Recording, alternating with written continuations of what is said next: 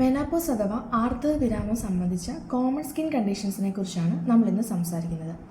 Reproductive age ഗ്രൂപ്പിലുള്ള ഒരു സ്ത്രീ ശരീരത്തിലെ ഏറ്റവും പ്രധാനപ്പെട്ട ഹോർമോണാണ് ഈസ്ട്രജൻ. ഇത് മുഖ്യമായും അണ്ഡാശയത്തിൽ നിന്നാണ് ഉൽപ്പാദിപ്പിക്കപ്പെടുന്നത്. ഫെമൈൻ ഹോർമോണായ ഈസ്ട്രജന് നമ്മുടെ ശരീരത്തിലുള്ള ആക്ഷൻസ് എന്തൊക്കെയാണെന്ന് അറിയാമോ? ഏറ്റവും പ്രധാനമായി നമ്മുടെ സ്കിന്നിലുള്ള ഒരു ആക്ഷൻ എന്ന് പറയുന്നത് നമ്മുടെ സ്കിന്നിൻ്റെ എണ്ണമയം, സ്വാഭാവികമായ എണ്ണമയം നിലനിർത്തുക എന്നുള്ളതാണ്. അതുപോലെ തന്നെ നമ്മുടെ ചർമ്മത്തിൻ്റെ കട്ടി മെയിൻറ്റെയിൻ ചെയ്യുക, ഇൻറ്റഗ്രിറ്റി മെയിൻറ്റെയിൻ ചെയ്യുക എന്നിവയ്ക്ക് ഈസ്ട്രജൻ ആവശ്യമാണ്. മറ്റൊരു ആക്ഷൻ എന്ന് പറയുന്നത് നമ്മുടെ ചർമ്മകോശങ്ങളെ ഒരു പശ പോലെ ഒട്ടിച്ചു ചേർത്ത് നിർത്തുന്ന എക്സ്ട്രാ സെല്ലുലാർ മാട്രിക്സ് പ്രോട്ടീൻസും കൊളാജനും ഉണ്ടാക്കുക എന്നുള്ളതാണ്.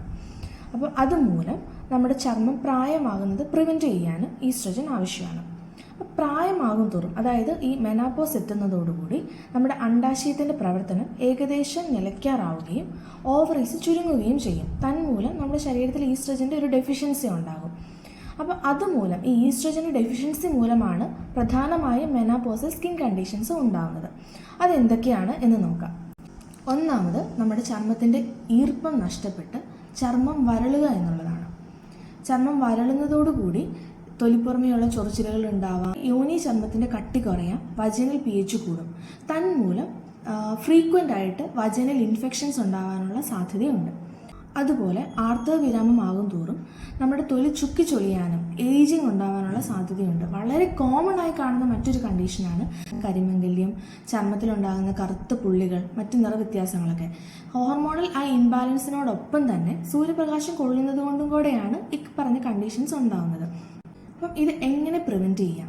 ഒന്നാമതായിട്ട് ശ്രദ്ധിക്കേണ്ടത് പ്രോപ്പർ ഹൈഡ്രേഷൻ, ധാരാളം വെള്ളം കുടിക്കുക, ആൻറ്റി ഓക്സിഡൻ്റ് ഉള്ള ഫുഡുകൾ കഴിക്കുക, അതായത് ഫ്രഷ് ആയിട്ടുള്ള ഫ്രൂട്ട്സ്, വെജിറ്റബിൾസ്, ഇലക്കറികൾ.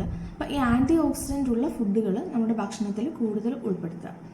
പിന്നെ ചർമ്മത്തിൻ്റെ സ്വാഭാവിക എണ്ണമയം നിലനിർത്താൻ വേണ്ടി ഫ്രീക്വൻ്റ് ആയിട്ട് മോയ്സ്ചറൈസിങ് ക്രീമുകൾ ഉപയോഗിക്കുക. അതായത് കുളി കഴിഞ്ഞ് ചെറിയൊരു നനവോടുകൂടി മോയ്സ്ചറൈസർ ഉപയോഗിക്കുക. ആവശ്യം വരുമ്പോഴെല്ലാം മോയ്സ്ചറൈസർ യൂസ് ചെയ്യുക.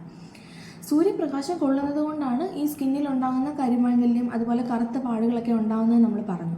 സൂര്യപ്രകാശം കൊള്ളാതിരിക്കാൻ വേണ്ടി വെയിലത്തോട്ട് ഇറങ്ങുമ്പം കുട ഉപയോഗിക്കുക.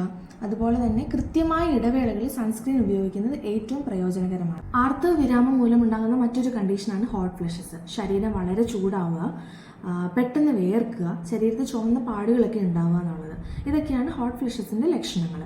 അപ്പം ആർത്തവവിരാമം മൂലം ഉണ്ടാകുന്ന ലക്ഷണങ്ങൾ അമിതമായി കഴിഞ്ഞാൽ ഈസ്ട്രജൻ ഉൾപ്പെടുന്ന ഹോർമോൺ റീപ്ലേസ്മെന്റ് തെറാപ്പികൾ അതൊക്കെ ലഭ്യമാണിപ്പോൾ. അതുപോലെ തൊലിപ്പുറമേ ഉണ്ടാകുന്ന ചുളിവുകൾ, സാഗിങ് എന്നിവ കുറയ്ക്കാൻ വേണ്ടി ഫില്ലേഴ്സ്, ബോട്ടോക്സ്, ത്രെഡ്സ് തുടങ്ങിയ നൂതനമായ ചികിത്സാ രീതികളും ഇപ്പോൾ ലഭ്യമാണ്. ഒരു സ്ത്രീയുടെ ജീവിതത്തിലെ ഏറ്റവും അനിവാര്യമായ ഒരു ഘട്ടമാണ് മെനാപ്പോസ്. അല്പം ശ്രദ്ധയും കരുതലും ഉണ്ടായിക്കഴിഞ്ഞാൽ 50കളിലും തിളങ്ങുന്ന ചർമ്മം നിങ്ങൾക്ക് സ്വന്തമാക്കാം. Happy women's day.